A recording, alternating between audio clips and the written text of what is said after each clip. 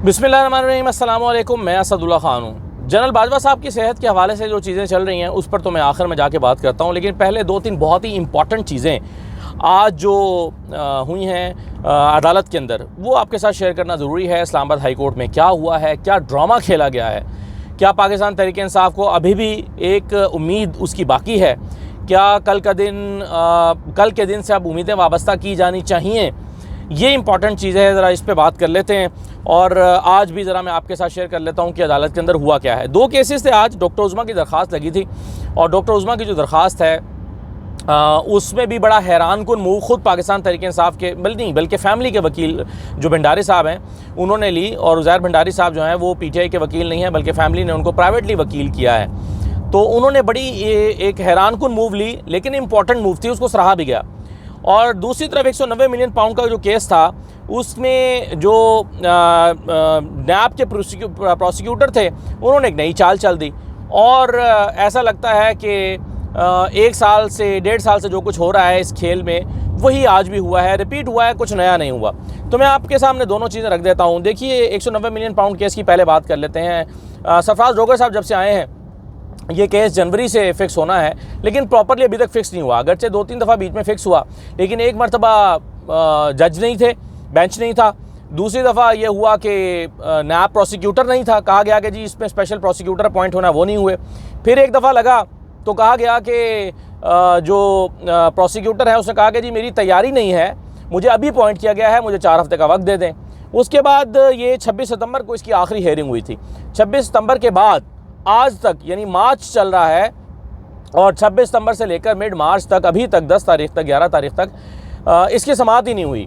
तो आज अल्लाह अल्लाह करके ये बड़ी मुश्किल से डेट ली गई थी। डेट कैसे ली गई थी? पाकिस्तान तहरीक इंसाफ के तमाम MNAs, MPAs, लीडर्स, फैमिली, बहनें, चीफ मिनिस्टर सारे इस्लामाबाद हाई कोर्ट पहुँचे और बड़ी मुश्किल से इसकी तारीख हासिल की। इससे पहले भी आपके इल्म में होगा कि एक मरतबा तारीख हासिल करने के लिए अली अमीन गंडापुर उस वक्त चीफ मिनिस्टर थे, वो आके बैठे रहे थे अदालत में, फिर तारीख मिली थी।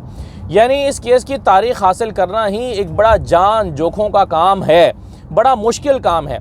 और अब आज फिर यही तमाशा हुआ है। आज क्या हुआ? आज स्पेशल प्रोसिक्यूटर आए ही नहीं। इस केस में हो क्या रहा है? या प्रोसिक्यूटर नहीं आते, स्पेशल प्रोसिक्यूटर नहीं आते, या जज साहब नहीं आते। आज बड़ी मुश्किल से ये तारीख लगी थी और स्पेशल प्रोसिक्यूटर नहीं आए नैब के, और एक दरख्वास्त आ गई, नई दरख्वास्त, मुतफरिक दरख्वास्त। उस मुतफरिक दरख्वास्त में ये कहा गया कि भाई ये केस तो नाकाबिल समाअत है। ये जो सज़ा मुअत्तली का केस है, सज़ा मुअत्तली की दरख्वास्त है, ये नाकाबिल समाअत है। इसलिए नाकाबिल समाअत है क्योंकि इसमें तो अभी तक नोटिस ही नहीं हुए। चूँकि इमरान खान और बुशरा बीबी को नोटिस जारी नहीं किए गए या नोटिस नहीं हुए, तो इसलिए ये तो इसकी तो समाअत ही नहीं हो सकती। ये नई मुतफरिक दरख्वास्त डाल दी गई। स्पेशल प्रोसिक्यूटर नैब के खुद नहीं आए, लेकिन उन्होंने एक दरख्वास्त डाल दी और कहा कि ये तो नाकाबिल समाअत है।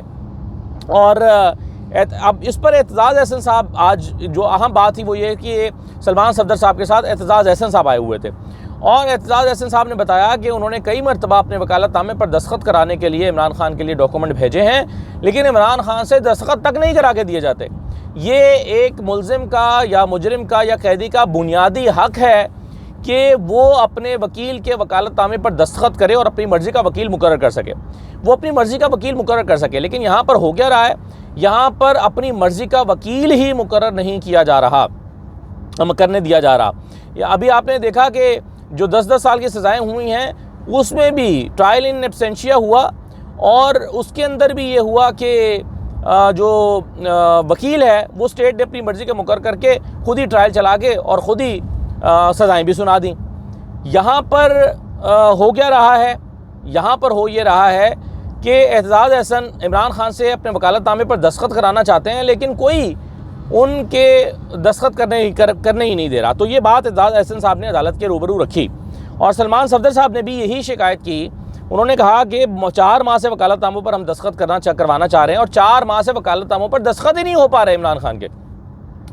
तो बजाय इसके कि अदालत ये कहती, फ़ौरन बुलाती नैब प्रोसिक्यूटर को या एडवोकेट जनरल को या मुतल्लिका अफसर को और कहती कि भाई ये क्या बात है, क्यों नहीं एक कैदी से या एक मुल्ज़िम से, मुजरिम से उसके दस्तखत होने दिए जा रहे हैं वकालतनामे पर। लेकिन अदालत ने इस पर खामोशी साध ली, चुप साध ली और चीफ जस्टिस सरफराज जोकर साहब ने इस पर एक लफ्ज़ नहीं कहा। यह भी नहीं कहा कि भाई क्यों वकालतनामे पर दस्तखत नहीं हो पा रहे, और एतजाज़ अहसन साहब जो हैं वो उन्होंने अपने शिकवे शिकायतें जारी रखे।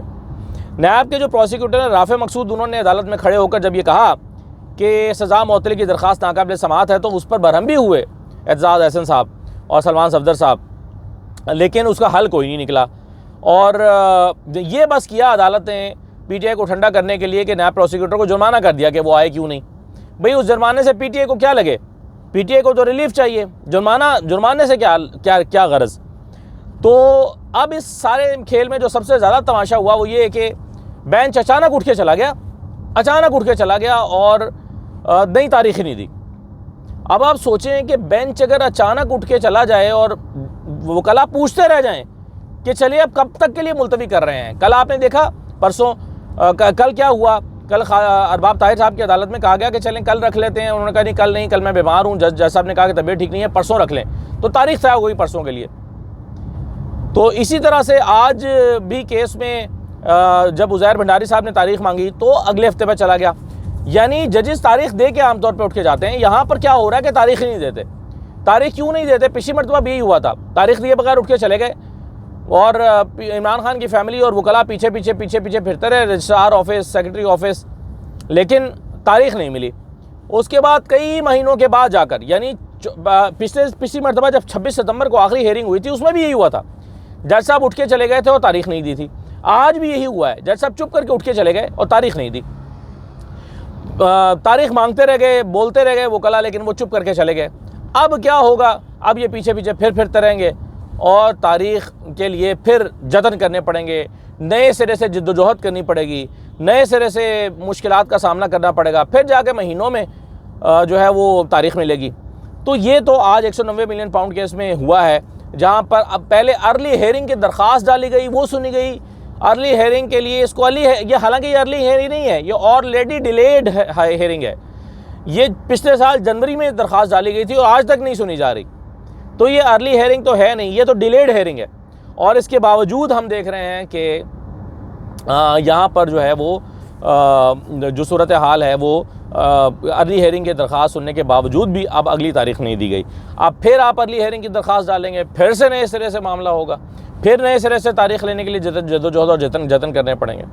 दूसरी तरफ आज जो बड़ी इंपॉर्टेंट चीज़ हुई है वो डॉक्टर उज़मा साहिबा की दरख्वास्त के मामले में हुई है। उज़ैर भंडारी साहब ने आज आते ही सबको हैरान कर दिया और उन्होंने आकर कहा कि जी हमारी चूँकि दरख्वास्त पर एतराज़ात लग गए हैं तो हमें एतराज़ात दूर करने के लिए वक्त दिया जाए, यानी खुद से वक्त मांग लिया। ऐसा क्यों हुआ इसको समझना मुश्किल नहीं है। ऐसा उन्होंने इसलिए किया क्योंकि उन्हें ये शक था कि अगर एतराज़ात के साथ ही अदालत सुनेगी और इस दरख्वास्त को एडमिट कर लेगी तो फिर फ़ौरन नुक्ता ये उठेगा कि इस नौइयत की जितनी दरख्वास्तें आई हुई हैं उस सबको क्लब कर लिया जाए और क्लब करने के बाद नया बेंच बन जाए। तो वो जो एक उम्मीद पैदा हुई है जस्टिस अरबाब ताहिर साहब की अदालत में और जस्टिस खादिम सोमरो उसमें बैठे हुए हैं, इन जजेस की अदालत में जो एक उम्मीद पैदा हुई है कल तक के लिए, जिसमें कल वो डिसाइड करना चाह रहे थे और कह रहे थे हम इसको डिसाइड कर देते हैं, और लतीफ़ खोसा साहब ने उस पर वक्त मांगा था तैयारी के लिए और फिर वो तैयारी के लिए जो वक्त है वो उनको दिया गया और कल अब उसकी समाअत हो रही है। तो फैमिली ने ये सोचा होगा और PTI ने मशवरा दिया होगा और सलमान राजा साहब का मोस्ट प्रोबेबली इसमें मशवरा शामिल होगा। सलमान राजा साहब ने कहा होगा कि देखिए ज़्यादा बेहतर ये है कि इसको आप आगे ले जाएं क्योंकि वो कल सुना जाना है और कल उसमें समाअत होनी है और कल जो है वो इसकी जो हेयरिंग है वो इम्पॉर्टेंट है और कल हम चांस लेते हैं कि हमें वहाँ से कोई रिलीफ मिल जाए उस अदालत से, जस्टिस अरबाब ताहिर साहब और जस्टिस खादिम सोमरो साहब की अदालत से हमें कोई अगर वहाँ से रिलीफ मिल जाता है तो इसको हम बाद में देख लेते हैं। इस हिकमत अमली के तहत किया, लेकिन इसके बावजूद जज साहब ने आज अमीन नहाज साहब ने ये कहा कि इस नौइयत की और भी तो दरख्वास्तें आई हुई हैं, यानी वो यही ज़हन बना के आए थे, उन्होंने करना यही था। लेकिन उज़ैर भंडारी साहब ने गुरेज का रास्ता इख्तियार किया। तो उज़ैर भंडारी साहब ने जब कहा कि नहीं जी हमने तो और कोई दरख्वास्त नहीं की, उन्होंने कहा नहीं इस तरह की दरख्वास्तें शिफा अस्पताल मुंतकिल करने वाली आई तो हुई हैं। तो उज़ैर भंडारी साहब ने कहा कि नहीं हमारी तो ये पहली दरख्वास्त है, हमने तो नहीं दी। तो उन्होंने गुरेज का रास्ता इख्तियार किया। लेकिन जज साहब ने कहा नहीं हमने अखबार में पढ़ा है और पता कोर्ट एसोसिएट ने बताया है वगैरह वगैरह। तो उन्होंने कहा कि नहीं ये तो हुआ है। तो फिर उन्होंने अदालत से इसका रिकॉर्ड मांग लिया कि इस नौइयत के और कितने केसेस और लगे हुए हैं। अब कल भी ये खदशा मौजूद है, कल फिर ये शायद हो जाए या इस तरह की चीज़ हो कि कल अरबाब ताहिर साहब ये कह दें कि जी आपकी तो एक और दरख्वास्त आई हुई है और उसके लिए चूँकि जब ऑफिसर रजिस्ट्रार ऑफिस से तफसील मांगी गई है कि कितने और केसेस लगे हुए हैं, तो जब तक वो तफसील सामने नहीं आ जाती तो हम इस केस को नहीं सुनते। ये एक खदशा मौजूद है कल के लिए कि कल अगर अरबाब ताहिर साहब और उनके साथी जज जो हैं वो ये वाला नुक्ता इख्तियार कर लेते हैं तो फिर ये केस खटाई में पड़ जाएगा। वरना वो इसको सुन चुके हैं, आर्गूमेंट ले चुके हैं और एक आध रूल के बारे में वो पूछ रहे थे, वो कल उन्हें बता दिया जाएगा और चीज़ें जो हैं वो स्मूथली आगे बढ़ सकती हैं। इसको वो डिसाइड कर सकते हैं, कल वो डिसाइड कर सकते हैं। तो अब पीटीआई की जो उम्मीदें हैं कल के लिए हैं, लेकिन बहुत सारे लोग ये समझते हैं कि अब चूँकि कोई रिलीफ मिला ही नहीं है, ना आज मिला सुबह में ना शाम में कोई रिलीफ मिला है, और एतराज़ात फजूल किस्म के लगाए जाते हैं कि जी पेपर प्रिंट सही नहीं है, जी वो आपने फ्लैगिंग नहीं की हुई है वगैरह वगैरह, या ये फ़लाँ कागज़ मिस है। तो इस तरह के एतराज़ात लगा के पाकिस्तान तहरीक-ए-इंसाफ के केसेस में, इमरान खान के केसेस में मामले को जानबूझ कर डिले किया जाता है। तो एतराज़ात के साथ आज दरख्वास्त लग तो गई थी, लेकिन ख़ुद पीटीआई ने, इनफैक्ट फैमिली ने इसको वापस ले लिया। वापस लेने से मुराद है कि वक्त ले लिया ताकि वो इसको आइंदा एक हफ़्ते के अंदर इसको सुन सकें और एतराज़ात को दूर कर सकें और फिर इसको सुना जाए। तो ये एक अदालत में होने वाली जो शतरंज है, अदालतों की में खेली जाने वाली शतरंज, उसका अहवाल आपको साफ नज़र आता है। यानी पीटीआई अब दोबारा से मेहनत करेगी 190 मिलियन पाउंड केस में लेने के लिए। आज बुशरा बीबी का भी वहाँ पे जिक्र हुआ, खातून है, ईद आने वाली है वगैरह वगैरह, और उनको इससे पहले अदालतें ज़मानतें देती हैं, खातून को ज़मानत मिलनी चाहिए। ये भी डिस्कस हुआ कि इमरान खान ने हिदायत नहीं की कि हेल्थ ग्राउंड के ऊपर आर्गूमेंट किए जाएँ, हेल्थ ग्राउंड पर दरख्वास्त नहीं दी गई, उसलिए उस पर आर्गूमेंट नहीं कर रहे हैं। ज़ाहिर है इमरान खान से मुलाकात ही नहीं हो पा रही उनके वकला की, तो वो क्या वकला को अपनी हिदायत जारी करें, बस वकला फिर अपनी अंदाज़े से चीज़ों को आगे बढ़ा रहे हैं। आखिरी बात यह है कि जनरल बाजवा साहब के हवाले से मैंने ख़बर दी थी आपको, उस पर कुछ दोस्तों ने कल ये कहा कि जनरल बाजवा के हवाले से ख़बर ठीक नहीं है, बल्कि वो तो वो बिल्कुल ठीक है। हमारे कुछ दोस्तों ने जब ये कहा तो जाहिर है मुझे भी मेरा भी फ़र्ज़ है कि मैं इसको दोबारा चेक करूं। कुछ हमारे दोस्तों ने तो जाहिर है इस खबर को इस तरह से दिया, उन्होंने कहा कि बाजवा साहब की तबीयत अब बेहतर हो रही है, अब वो पहचानने लगे हैं, यानी वो रिकवर कर रहे हैं और अब वो पहचानने लगे हैं और उनकी तबीयत में बेहतरी आ रही है। तो हमारे एक दोस्त जामी साहब हैं, उन्होंने तो खैर ज़्यादा ही मेहरबानी कर दी। उन्होंने तो ये कहा कि असदुल्ला खान को जो ख़बर फीड की गई है ये दुरुस्त नहीं है। तो आम आदमी को ये बात करे तो उससे क्या बंदा बहस करे, लेकिन जामी साहब तो ख़ुद जर्नलिस्ट हैं, तो जामी साहब को तो अंदाज़ा है इस बात का कि ख़बर फीड नहीं की जाती, ख़बर का सोर्स होता है, और वो सोर्स जो है वो चूक भी सकता है, हो सकता है बाज़ औक़ात ख़बर गलत भी हो जाती है, लेकिन ये कहना कि ख़बर फीड की गई है तो ये मुझे लगा कि ज़रा ज़्यादा मेहरबानी जामी साहब कर गए हैं। दूसरा, उन्होंने कहा कि असदुल्ला खान साहब की हालिया दिनों में 80% ख़बरें, पहले उन्होंने कहा कि सारी ख़बरें दुरुस्त साबित हुई हैं, फिर उन्होंने कहा कि नहीं 80% ख़बरें जो हैं वो दुरुस्त साबित हुई हैं। तो जामी साहब और मेहरबानी कर देते तो ये भी बता देते कि 20% ख़बरें कौन सी गलत हुई हैं, तो ये भी मैं और उनका शुक्रगुज़ार होता अगर वो ये भी बता देते कि 20% ख़बरें कौन सी मेरी गलत साबित हुई हैं।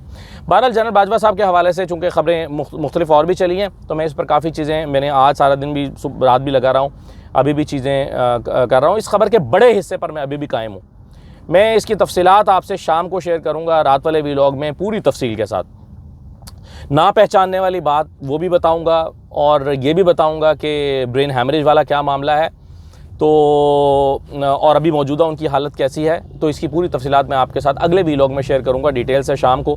और अभी कुछ ईद रिकॉर्डिंग्स है मेरी और मैं उसमें मसरूफ़ रहूँगा, फिर रात को जो मैं व्लॉग करूँगा उसमें आपके साथ इस पर जो है वो तफसीलन आपके साथ शेयर करूँगा। एक दो और ख़बरें भी मेरे पास हैं, वो भी आपको देनी है। इजाज़त दीजिए, अल्लाह हाफ़िज़।